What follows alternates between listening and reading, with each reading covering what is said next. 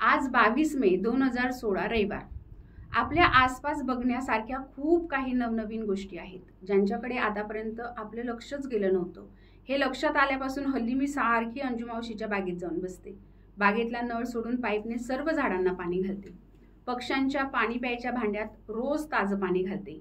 झाडांवर वरपासून खालपर्यंत पाण्याचे फवारे मारून सगळी झाडे स्वच्छ करते। त्यामुळे सध्या अंजू मावशीही माझ्यावर खुश आहे। पाणी घालून झालं की घरात बोलवून बर्फी, पेढा, आंबावडी असं काय काय मला देते। आमच्या घरी येताना अंजू मावशीचं घर आधी लागतं। जिना चढून आलं की पहिल्या मजल्यावर आमचं घर, आणि तोच जिना चढून आणखी वर गेलं की दुसऱ्या मजल्यावर कुंजिरांचं घर। कुंजिरांच्या नावावरून आठवलं, परवा पुस्तकात शिंजीर असं पक्षाचं नाव वाचलं आणि मला एक कविता सुचली। अंजू मावशीच्या बागेत रोज येतो शिंजीर, वरच्या मजल्यावरून त्याला पाहतात कुंजीर। कविता वहीच्या पानावर लिहिली आणि खुदकन हसले। काय जमल्यात नाही ओळी, बहुतेक आता मी देखील हळूहळू कविता करू लागणार।